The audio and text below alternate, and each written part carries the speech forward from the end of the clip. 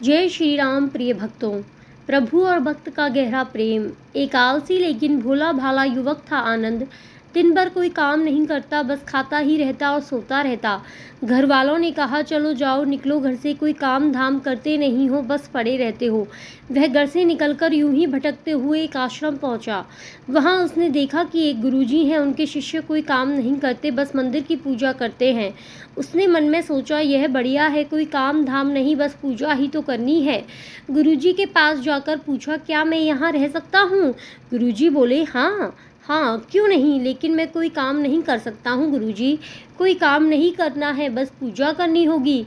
आनंद ने बोला, ठीक है, वह तो मैं कर लूँगा। अब आनंद महाराज आश्रम में रहने लगे।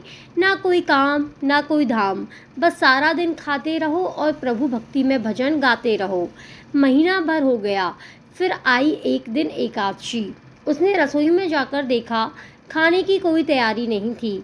उसने गुरुजी से पूछा, आज खाना नहीं बनेगा क्या? गुरुजी ने कहा, नहीं, आज तो एकादशी है, तुम्हारा भी उपवास है। उसने कहा, नहीं, अगर हमने उपवास कर लिया तो कल का दिन ही नहीं देख पाएंगे हम उपवास नहीं कर सकते, हमें तो भूख लगती है। आपने पहले क्यों नहीं बताया? गुरुजी ने कहा, ठीक है, तुम ना करो उपवास, पर खाना भी तुम्हारे लिए कोई और नहीं बनाएगा, तुम खुद बना लो। मरता क्या, ना करता गया। रसोई में गुरुजी फिर आए। देखो, अगर तुम खाना बना लो तो राम जी को भोग जरूर लगा लेना, और नदी के उस पार जाकर बना लो रसोई। ठीक है। लकड़ी, आटा, तेल, घी, सब्जी लेकर आनंद महाराज चले गए। जैसे तैसे खाना भी बनाया। खाने लगा तो याद आया, गुरुजी ने कहा था कि राम जी को भोग लगाना है।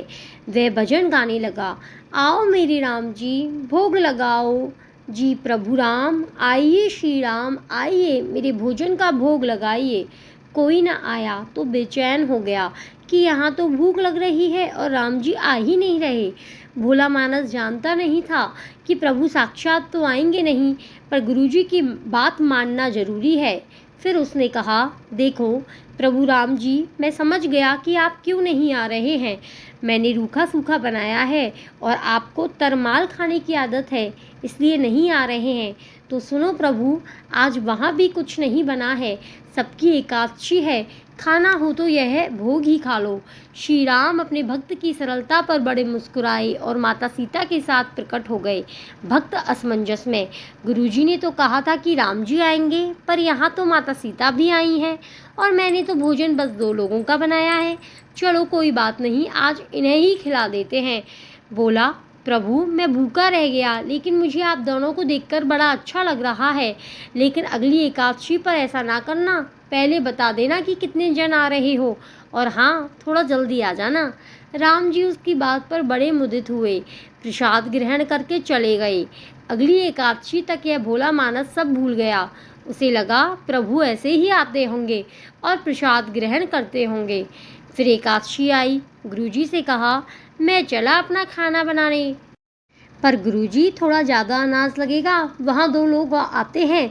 गुरुजी मुस्कुराए, भूख के मारे बाबला है। ठीक है, ले जा और अनाज ले जा। अब की बार उसने 3 लोगों का खाना बनाया। फिर गुहार लगाई, प्रभु राम आइए, सीताराम आइए, मेरे भोजन का भोग लगाइए। प्रभु की महिमा भी निराली है, भक्त के साथ कौतुक करने में उन्हें भी बड़ा मजा आता है। इस बार वे अपने भाई लक्ष्मण, भरत, शत्रुघ्न और हनुमान जी को लेकर आ गए। भक्त को चक्कर आ गए, यह क्या हुआ? एक का भोजन बनाया तो 2 आए, आज 2 का खाना ज़्यादा बनाया तो पूरा खानदान आ गया। लगता है आज भी भूखा ही रहना पड़ेगा। सबको भोजन लगाया और बैठे बैठे देखता रहा।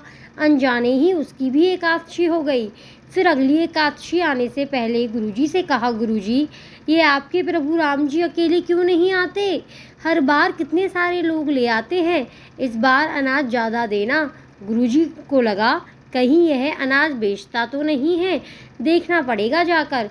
भंडार में कहा, इसे जितना अनाज चाहिए दे दो, और छुपकर उसे देखने चल पड़े।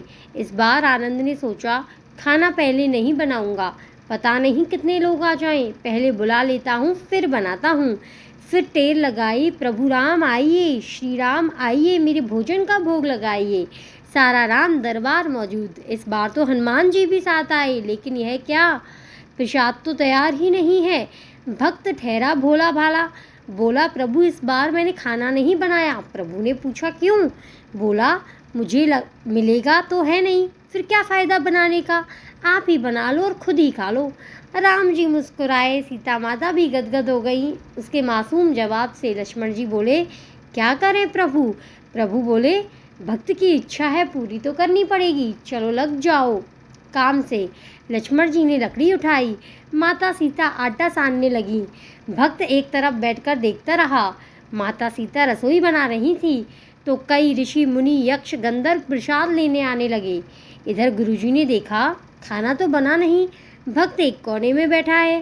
पूछा बेटा क्या बात है, खाना क्यों नहीं बनाया?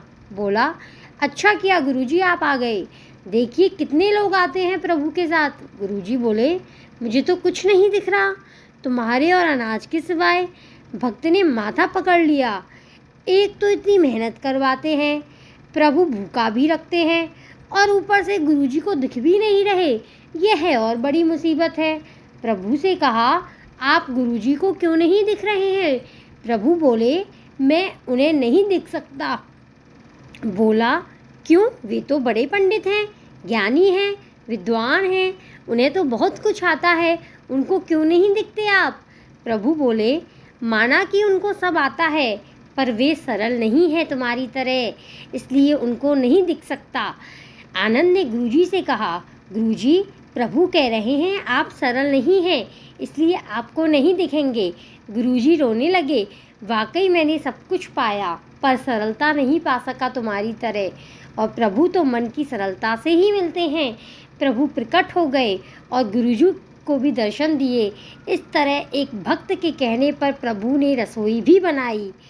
ये है प्रभु श्री राम की सच्ची कथा।